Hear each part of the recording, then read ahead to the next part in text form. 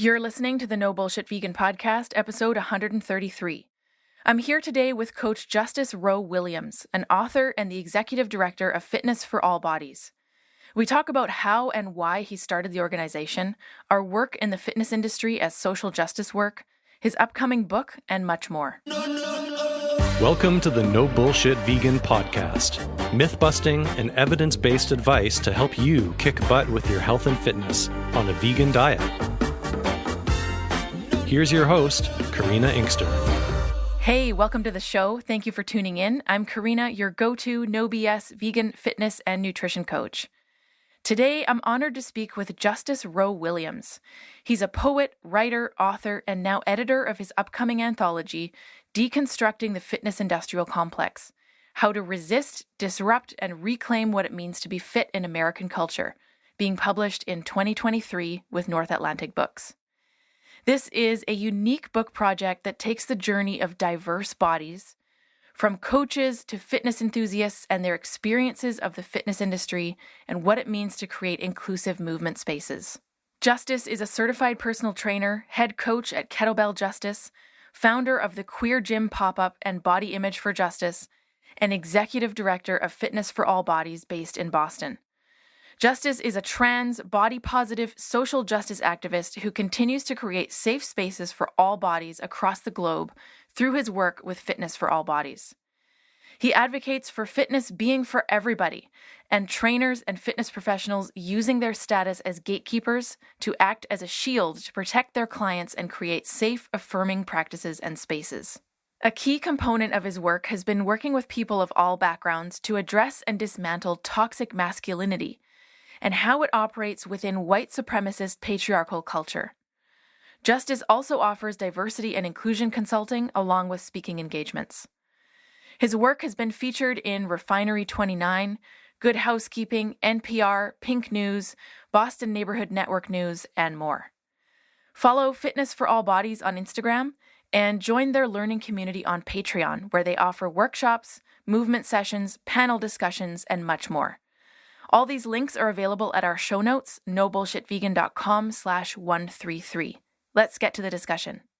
Hey, Justice, nice to see you. Thanks for coming on the show today. Thank you for having me. So grateful to be here. Well, I know you as the instructor for an amazing 6-week course that I took that was through the company that you founded called Fitness4AllBodies. And the course that I took was called Deconstructing the Fitness Industrial Complex, which I would like to talk about. But first, can you start by giving our listeners a little bit of background on Fitness4AllBodies, like how it came to be and what you offer? Oh, definitely. Fitness4AllBodies actually is the evolution of an idea that began with my work with trans masculine individuals who felt oppressed in their bodies and wanted to find an aesthetic that made them feel comfortable in their skin in a world that tries to erase otherness in other bodies.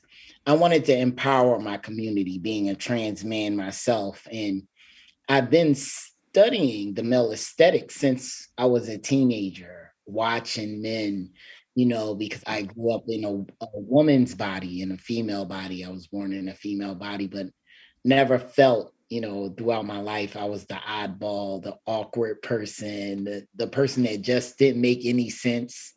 And, it's okay.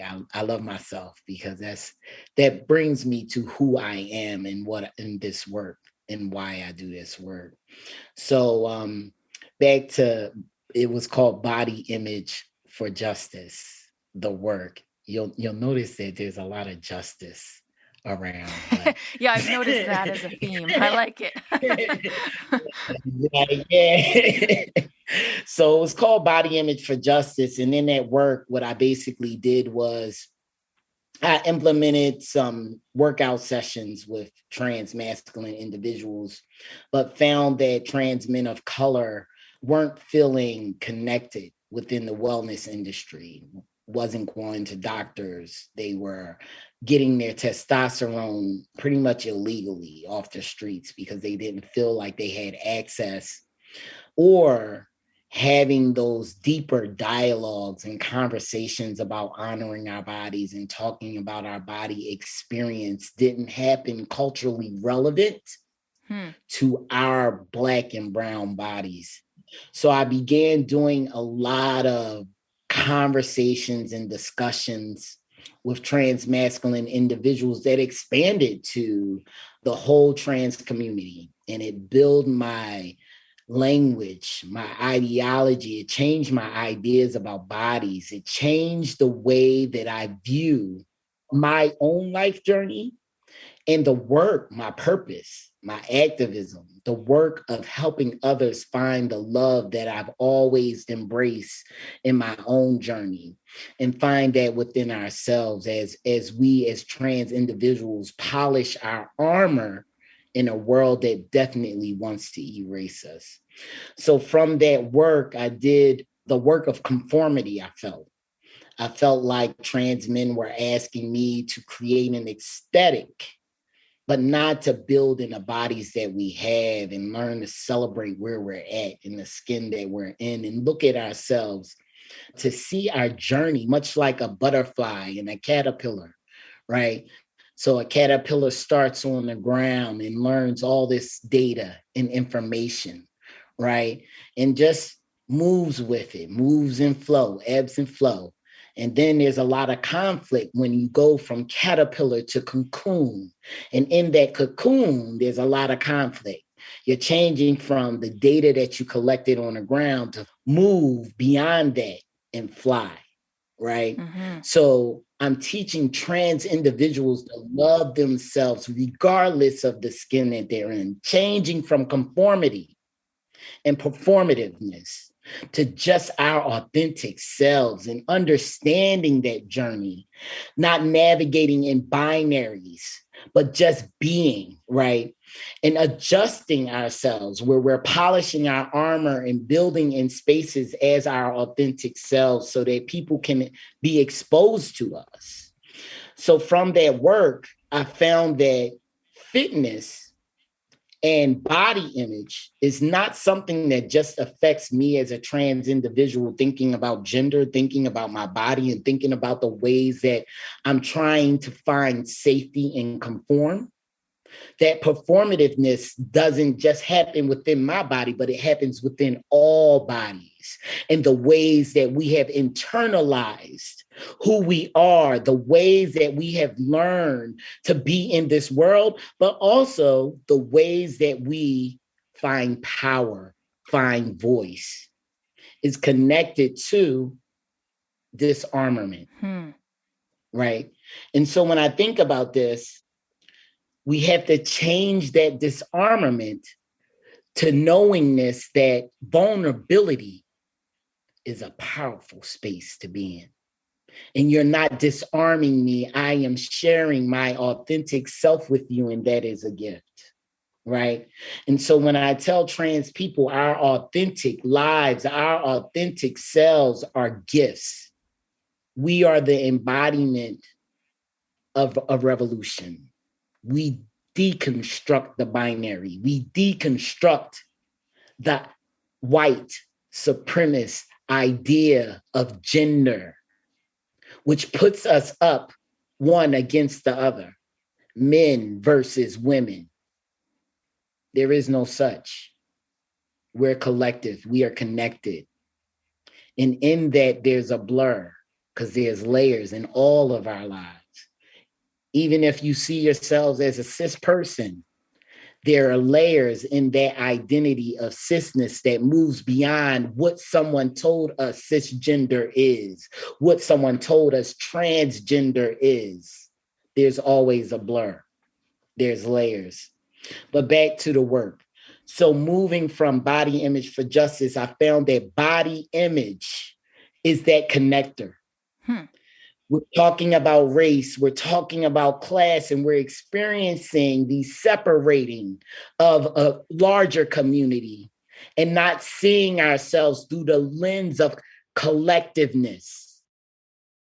In some sense, I believe that we connect to each other in this idea of body image, because there we see we're all told how to be in our bodies, what our bodies are supposed to look like, and how we internalize these ideas on an individual basis. That experience is what that collectiveness is, right? That collectiveness connection of understanding that someone is telling us what to do. Mm-hmm. But that is not who we are. So Body Image for Justice was bringing in a larger community so that we're exposing ourselves to each other and understanding this collective connectionness of conscious, right? This collective conscious of understanding we're being force-fed ideas. Now we have to learn from each other about what those force-fed ideas are. Right. That's part of what this course was that I took through Fitness4AllBodies. Yes, there's so much importance to the layers that you talked about.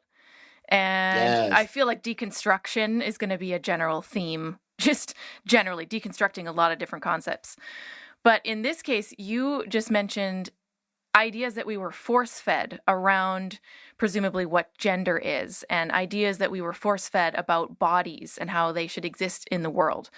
So where do these ideas come from? I mean, this is something we looked at in the course, all the different systems of oppression, and there's lots of them, that exist in pretty much everything. We focused on the fitness industry, but you could talk about housing, education, the medical system, anything, society at large.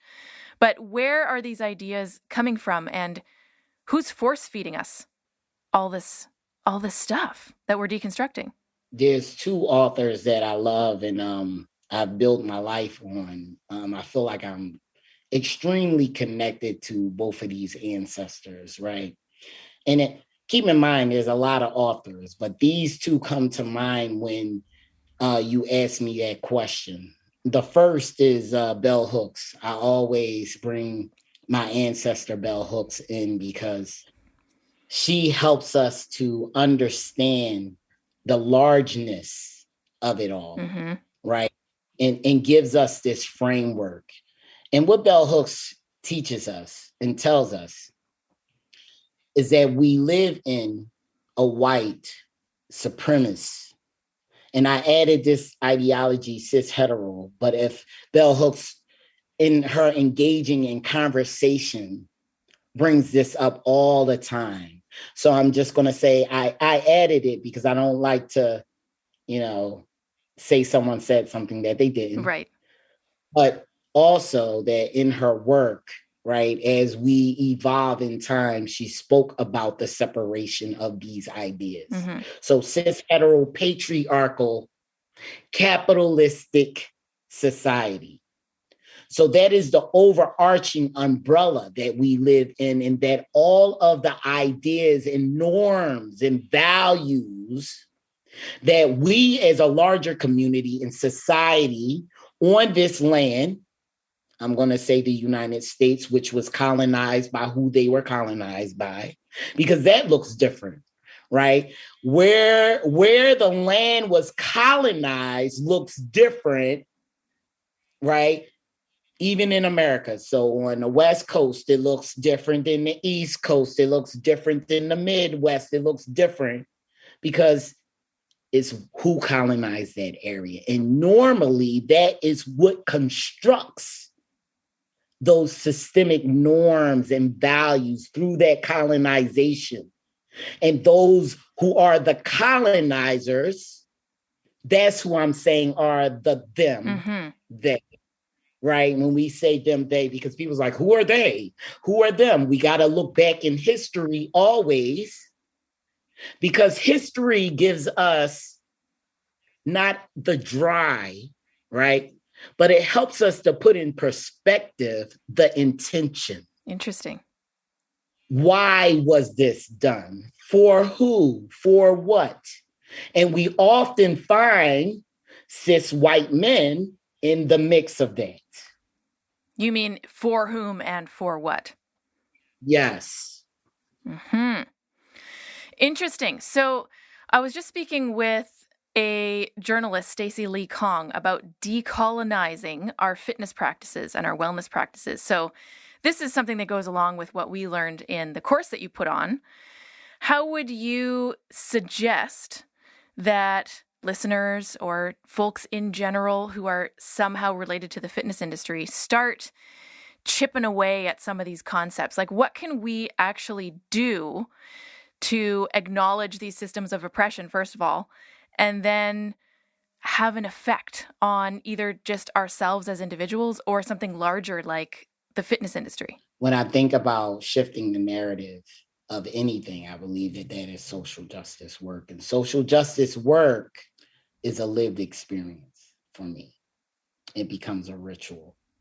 And what does that look like? In order for it to become a ritual, I have to be willing to unlearn some things that have framed who I am in this very day that may not fit. It may fit in your keyhole, in your door, at your home, but it won't fit in my keyhole, at my door, right?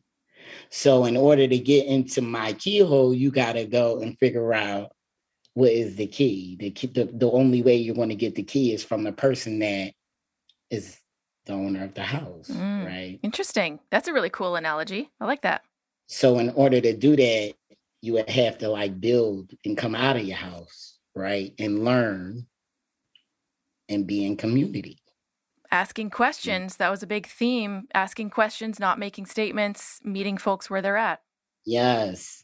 It means that understanding that the key for you is not the key for me. And you have to be open to unlearning some things that we were told in the ways of engaging with each other.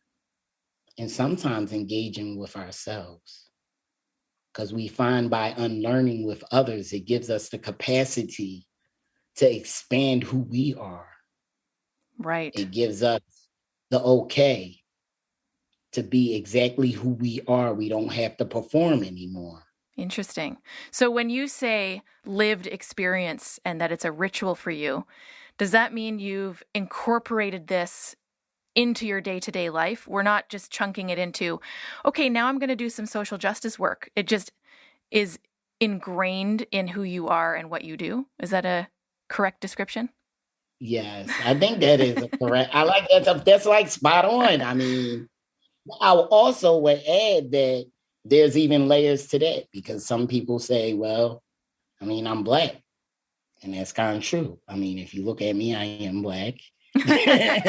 And being affected by a lot of oppression tends to make you like know some things.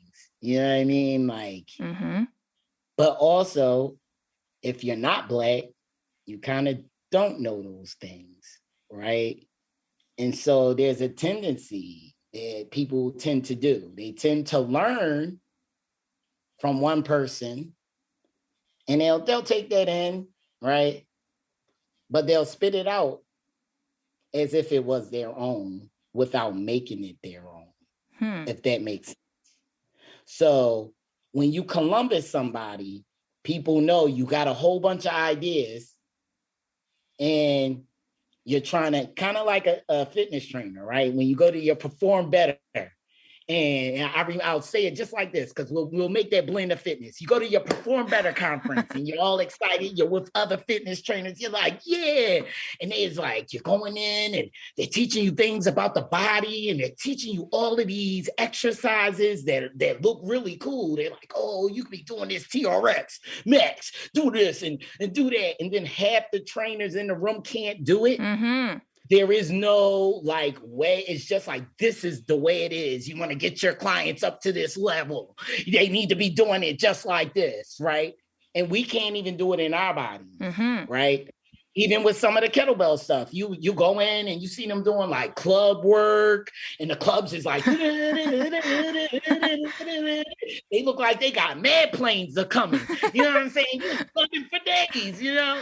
And then I see this, right? So I go to a Perform Better, and then I'll go to the gym that I work at, and some of my colleagues that went to the Perform Better, and they're doing some of these activities with their clients, and they couldn't do it with their own body. So that shows me, you know what I mean? It shows me a lot about the prescription around bodies and our own disengagement from it, because we don't even connect it to our bodies. It's just a performance. Look at me as a coach. Look at me being able to get my client to perform this activity. That looks dope. By me, I can make you do this. Meanwhile, the client's hurting and they don't understand. They think it's part of their prescribed programming. They get hurt, they come back because they don't know the answers. They actually think it's their body, not the trainer. If your body says something to you, we have to listen to our bodies. What fitness tells us in the industry is that it's the fix. Right. You need to be lifting heavy weights.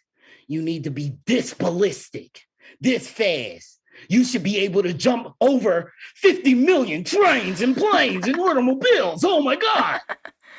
You go into Instagram. Wrong. You got people doing backflips, super duper whirly whirls, right? They is like breaking things. Oh my God, I just broke this. Strongman stuff. The evolution of fitness have not changed from its ideas back in the day, from performance, from the performance strongmen, right, to the circus, to the kettlebell jugglers, to the gymnast, to residential schools, and getting indigenous people to conform. We was just talking about this president. To President Reagan, and making us do those stupid pull-ups and push-ups and a stupid fitness challenge. I don't even believe he could do them at that time. Probably not. I'm just saying.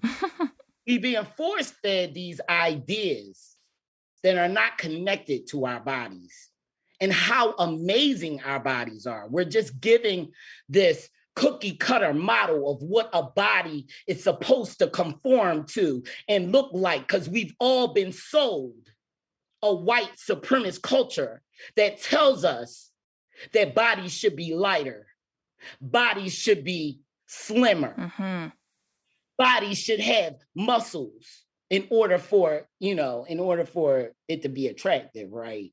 Strong looks like this also. You have a really good point about this whole prescription idea, but also that the entire fitness industry is telling us there's something to be fixed. I mean, that's how it all makes money, right? Oh, you want to lose weight. Oh, you want to do a 30-day transformation and go from A to B because you're not enough at A, right? So I think this whole idea of what you were saying in your work and how it's evolved, of accepting where you're at now. I mean, I think you could have goals. You could want to work on certain things, but also be cool with where you're at now, which I don't think is stressed in the fitness industry at all. It's like either you're cool with where you're at or there's something completely fucked up and you need to fix it. And oh, by the way, I'm selling the solution and here it is. You can buy it for $49.99. Yes. $49.99. Probably more. Then you got to get the kickback. You know what I'm saying? Yeah.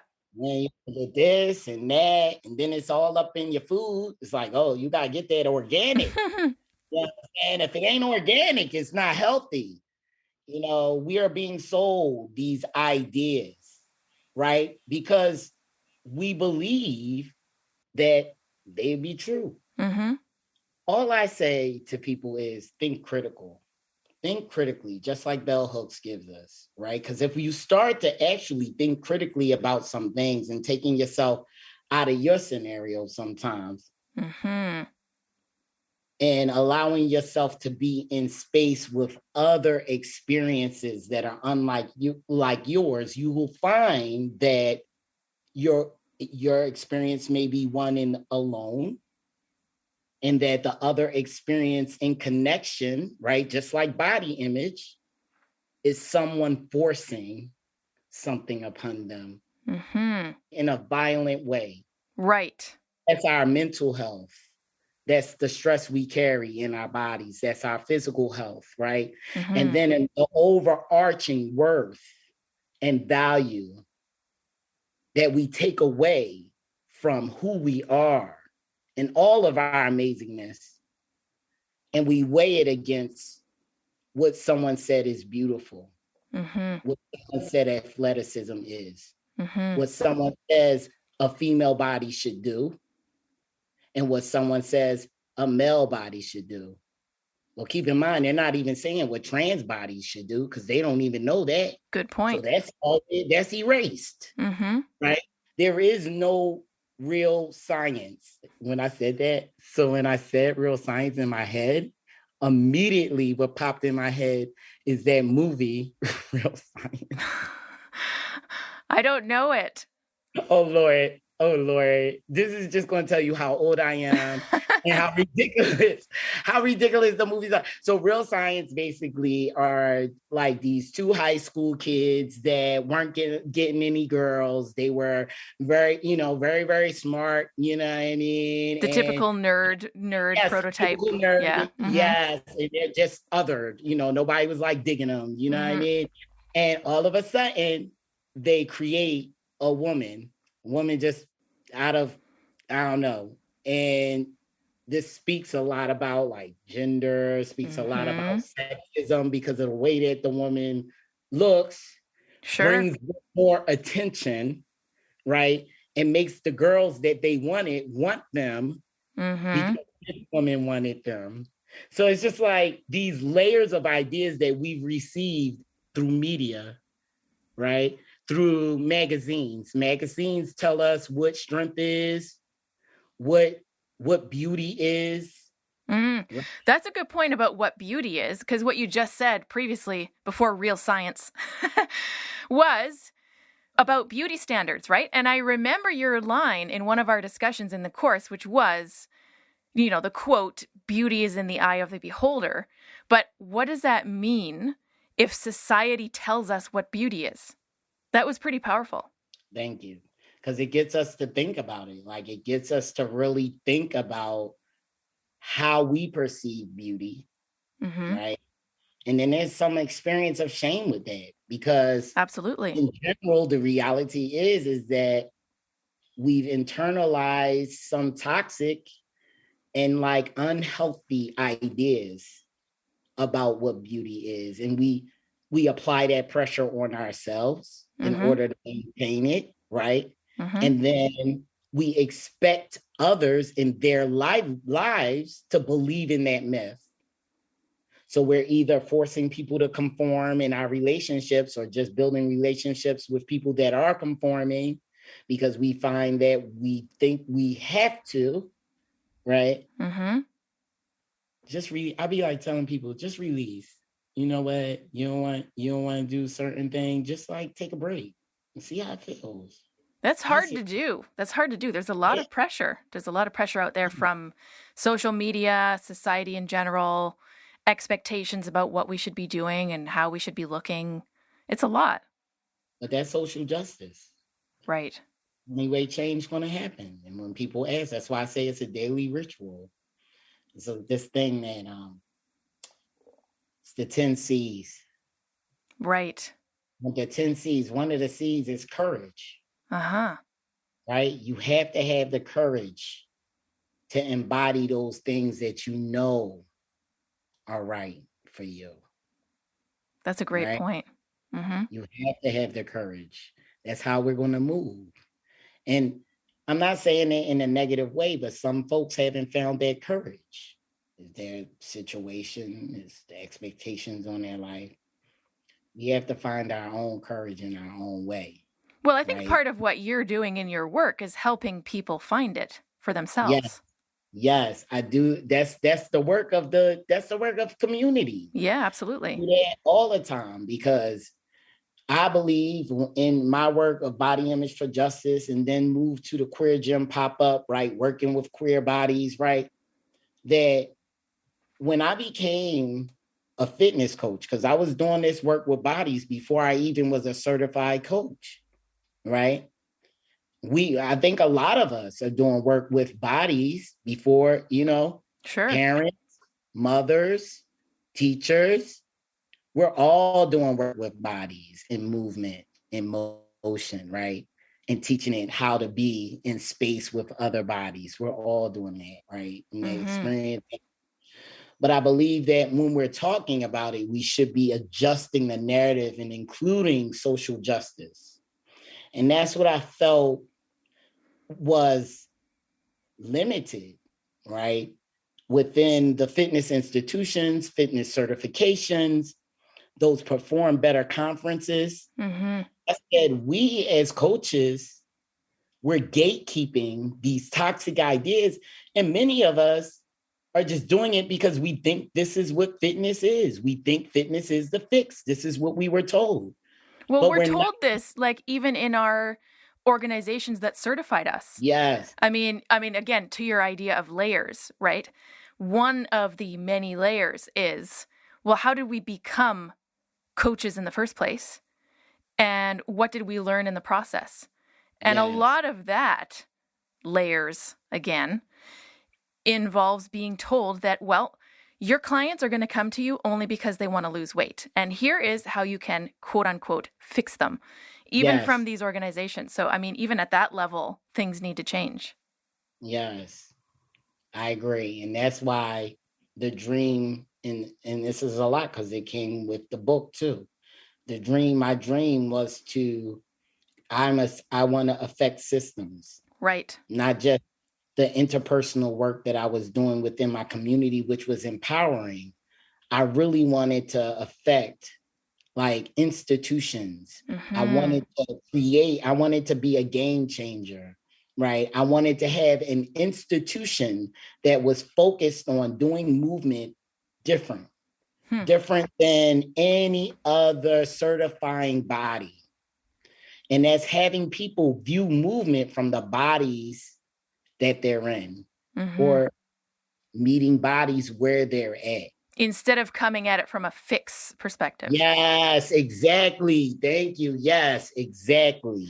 Because bodies do not need to be fixed. And I'm going to be honest, a lot of the times we're bullying our clients by using these toxic ideas because we know that it will work, because we've all learned this, right? We've all learned these ideas. So with a little bullying, you may need to lose a little weight. I've had a lot of trainers sell me on, you need to lose a little weight, or yell at me while I was on, like some cardio machine. Go a little faster, pump it up a notch. Like that's going to, and they wouldn't do it if it didn't work, right? So there's two spheres of this, right? The reason why I'm working with coaches is because every coach is told the toxic way of doing it. And it works because we live in a toxic society where all systems are doing similar work that's toxic. That's why it makes your work easy, because oppressed people are beat down within all places. Education, if you're going to school, you're getting beat down. If you're going for healthcare, you're getting beat down. Housing, you're getting beat down. You're just getting beat down in so many places. When you walk in the gym, that's your most vulnerable place. So it makes it easy to bully somebody after they've experienced so much trauma within the world.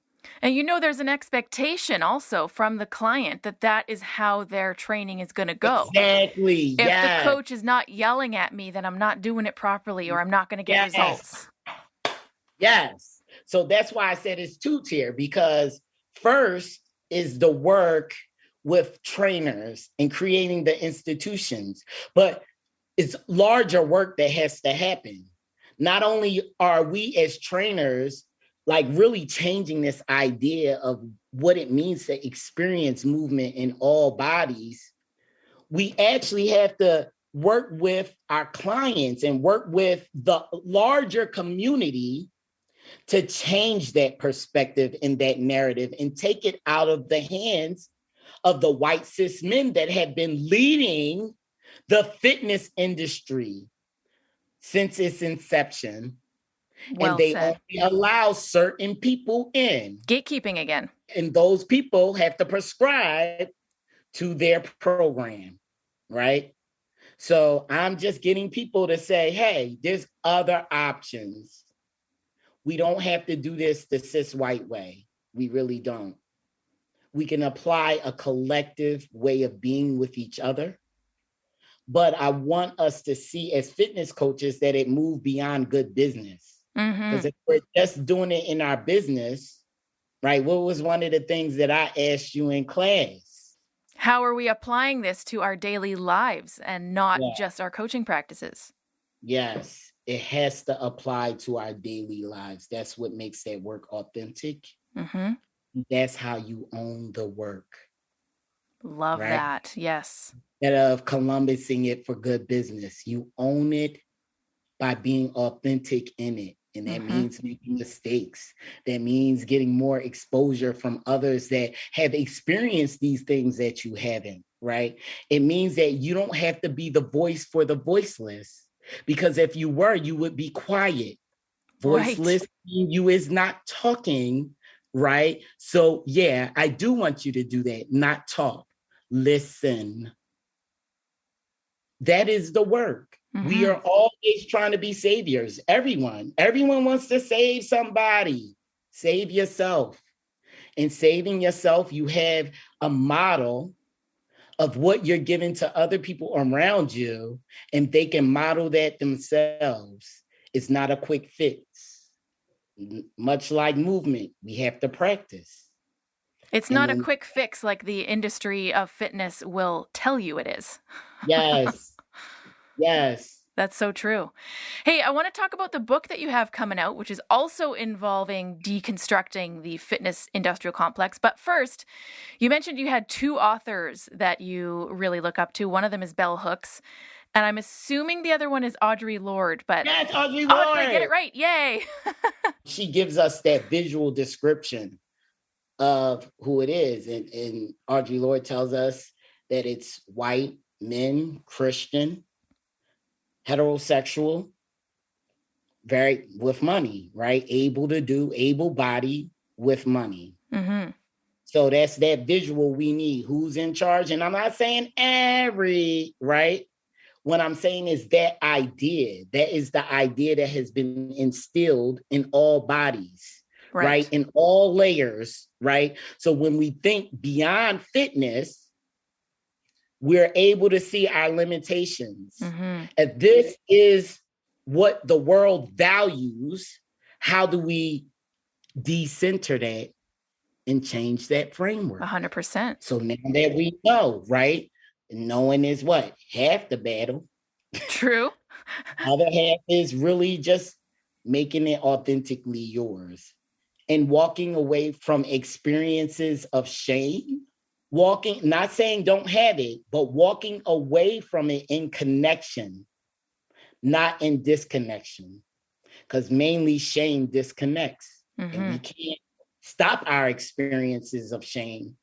But what we can do is hold on to it and allow the journey to bring you out. So being open to what could happen next. Don't close yourself because you feel ashamed of the information you received. Interesting. This reminds me of one of the other discussions we had in the course where we talked about this idea that these systems of oppression affect everyone. So, like, for example, white supremacy is a form of oppression. It also affects white people. It's not this construct that only affects folks who don't fit that narrative. So I see your point about all the layers and how this all fits together, and these different systems affect everyone. Yes, they do. So tell me about the book that you have coming out. It's called Deconstructing the Fitness Industrial Complex: How to Resist, Disrupt, and Reclaim What It Means to Be Fit in American Culture. So again, we have this idea of deconstructing. It's coming out in 2023. I'm super excited to read this, by the way. So what can you tell our listeners about this project? This project has been a life's work. I've been building with other fitness instructors doing the good work out there in the world, not conforming to these toxic ideas, but embracing the change, the shift in the way that they view and honor their clients, honor their own bodies and the way their bodies move against the norm, right? And really talking about their experience within fitness and what brought them to change that, right? Because it gives us all ideas when we hear, oh, wow, I never even thought about it that way. Wow. It opens our eyes, right? Because we're limited. We're seeing things from one perspective. And so we're never given the privilege to open ourselves to other perspectives because part of oppression is keeping us separated. Right. So that you're hearing it from somebody's perspective instead of being immersed and exposing yourselves from that person themselves, right? Mm-hmm. So the work is that collective connection. Got it. That collective understanding of, right? We talked about body image before, but that collective understanding. And the book is bringing all of these activists that I bumped into, right? Because it shouldn't just be Justice's story, right? It shouldn't just be Joy Cox's story, right? It shouldn't just be Ilya Parker's story, because there's always going to be someone that doesn't see their life through their eyes. Mm-hmm. And then they can say, well, it doesn't work for me, so this doesn't work, right? So we need a collective of voices talking about their experience so that in some form or fashion, a larger piece of the population sees themselves, sees that experience, mm-hmm. understands it. It becomes culturally relevant. It's not just coming from one point of view. Right. So that book is a collective activism. And I've wanted this to happen for such a long time because we're getting one person's perspective. And then when we do what that one person said, it works for some people, but not all people. Or sometimes it may work for them, but it doesn't work for you, mm-hmm. right? So we need more models so that we have more tools in our toolkit. There isn't one fix to this. You can't just go to one person doing the work and learn something, right? It's just like fitness itself. You don't just go to one book. There's multiple books you go to. You don't just go to one person. If you want to get into a specialty, you don't go to that one person for the specialty. You actually find somebody within that specialty to learn from, right? Mm-hmm. This is the same thing about bodies. You is not going to go to a white man to talk about a Black woman's body. You actually want to go to a Black woman and talk about that. Mm-hmm. You know, it just makes it so much better. The information, you know, so full and filled with like value, not assumption, right? Or some other person's perspective. That is the solve, I feel like, of social justice. The solve of social justice is that we have to authentically, all of us, let go of being a savior, mm-hmm. and allow space for everyone to take the lead and own the movement. We won't own it if we don't see ourselves in it. Well, it's a sad truth, but this whole time I've been thinking, do we really need to have such a connection with someone's experience in order to be better humans, better professionals? Like, I don't have experience being a racialized person, for example, but I like to think that I can learn from other folks who have had experiences and change my own coaching practice or evolve my own interactions with other humans in a day-to-day type of way to make things more inclusive. And, you know, I feel like it's a constant learning process, even though I don't have that experience myself. Although I do understand on some level, maybe I want to make a connection and feel like I can understand that person's challenges or experiences. But I don't know. I've just been thinking, like, do we really need to have that connection in order to make change? I'm going to say yes. The reason why I say yes is because then you're falling back onto someone else's perspective of that information. Mm-hmm. And we've all learned from a white supremacist culture.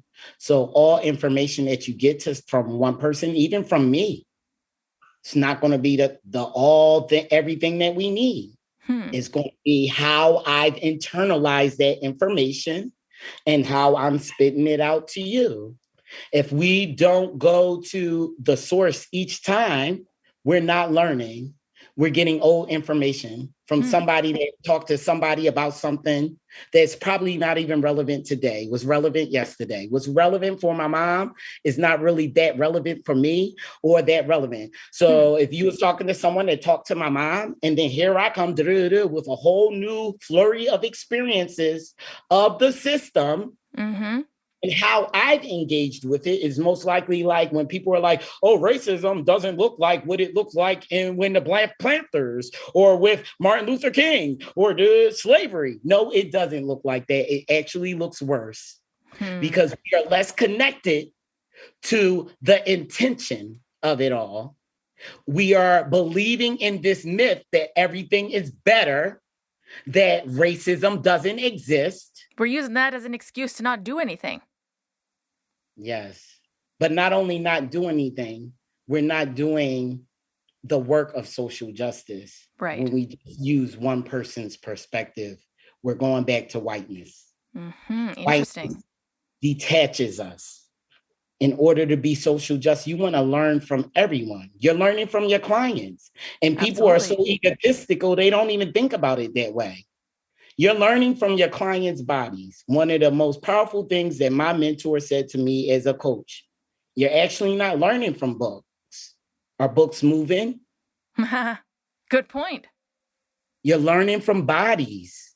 And so we're learning from our clients' bodies. We're a part of their journey. We have some information and they have some valuable information. And with that information, we create a program unique to their body that meets their needs.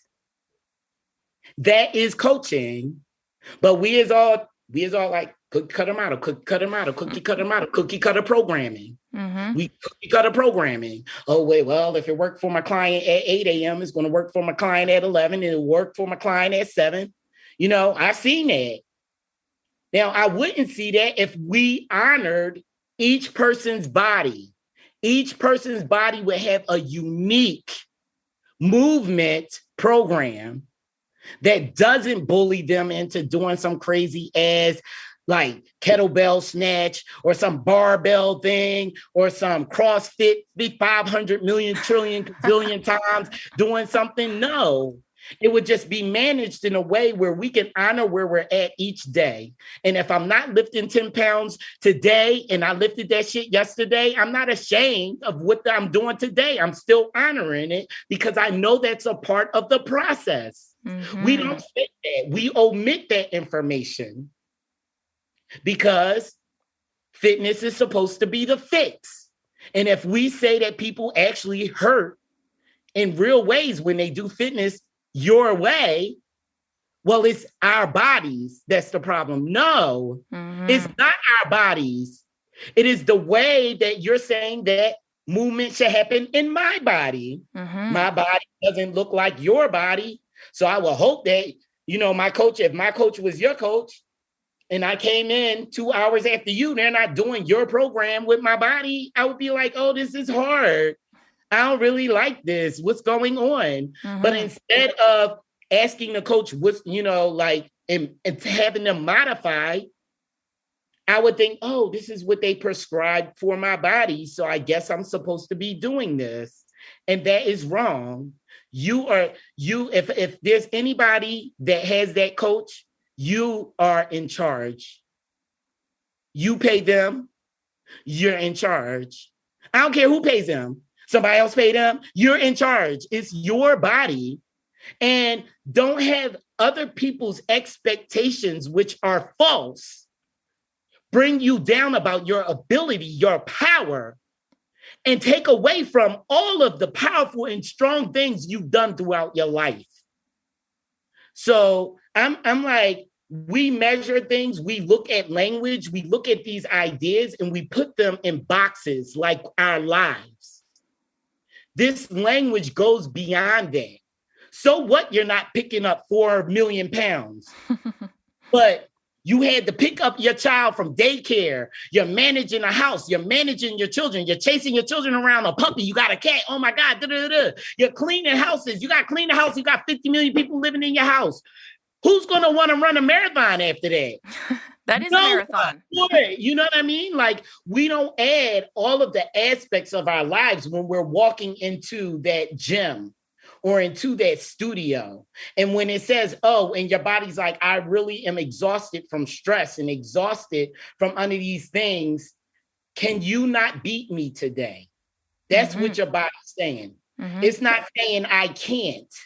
It's just asking you, please, just today, because I'm going to do what you want me to do. That's why our bodies are amazing. They're going to do it, but they're asking us, do we have to, though? And why? Such a great reminder. Tell me. I tell my body, well, there is no why, because usually the why is some abstract shit that I learned that is toxic. It really is. Oh, my coach told me that I'm supposed to be doing this tomorrow, or, oh, if I can't do this, this means I'm weak, or, you know what I mean? No, it doesn't mean none of those things. It means what you make it. Great reminder.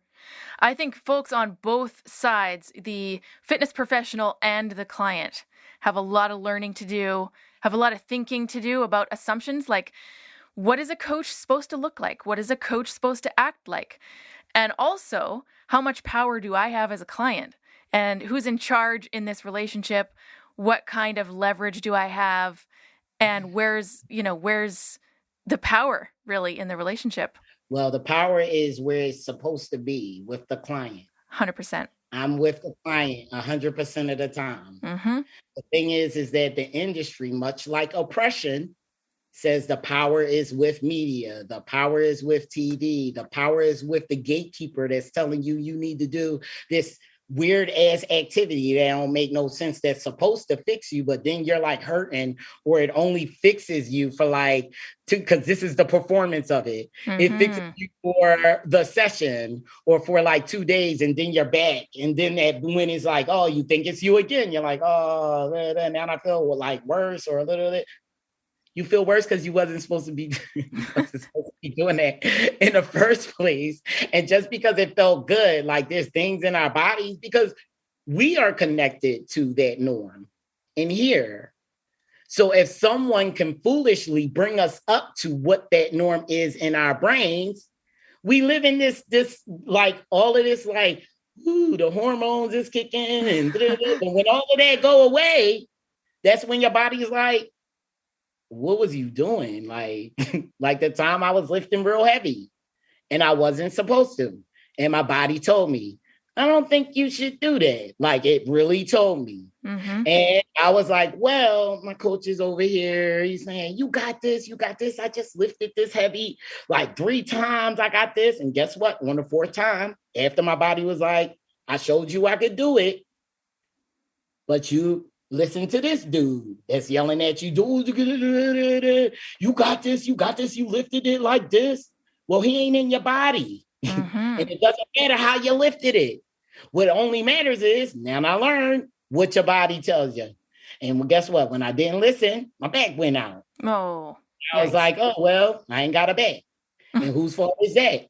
I ain't going to blame the coach. Just like when people blame kettlebells for problems because their coach then taught them wrong, or they're learning in a way that is not comparable for them and their body, because we're also told that we're supposed to learn in certain ways or have the capacity to do this. No, we're all unique individuals. And the way that we were told to do something is normally someone infiltrating in our brains to get us to follow these norms and get those rewards, right? Because we don't want no punishments, right? That's what the law is, like policing and stuff. We don't want no punishments. But the reality is in those things, if we honor ourselves, we actually are shifting the narrative for the next body. So each time we honor our body, we're shifting the narrative for somebody, not just us. Wow. So I never thought about it that way. Yes, we must speak up and speak out, because that voice of the voiceless, we learn, only chimes into things that affect that person. And then it comes off of that program of speaking for us. Then they're just speaking to benefit them. But we always got to be a part of the conversation, right?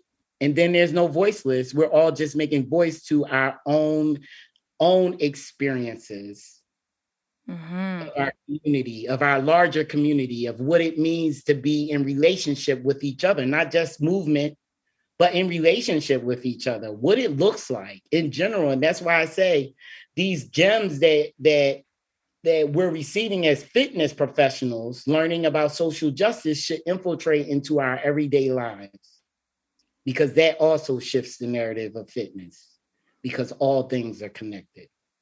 I love that. Justice, thank you so much for coming on the show.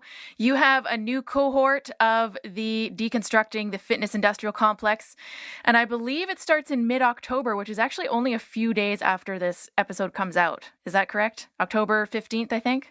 Yes. Yes. So I encourage all fitness professionals to sign up, even if you're not a fitness professional. If you're somehow related to the fitness industry, adjacent to the fitness industry, you should take this course. And your book is coming out in 2023, which is amazing. Yes. We're going to have show notes where folks can check out your website and your social media.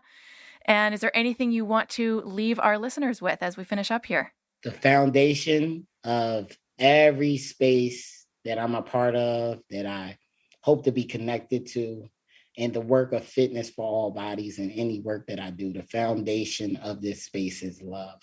I love that. I knew you were going to say that, by the way. It's the foundation of who Justice is as a human, which is amazing. So great speaking with you. Thank you so much for coming on the show. Thank you for having me. Justice, thank you again for a fantastic discussion. Much appreciated. Access our show notes at nobullshitvegan.com/133 to connect with Justice, check out Fitness for All Bodies and their course offerings, and pre-order Justice's upcoming book. Thanks so much for tuning in. Thanks for listening to the No Bullshit Vegan podcast at nobullshitvegan.com.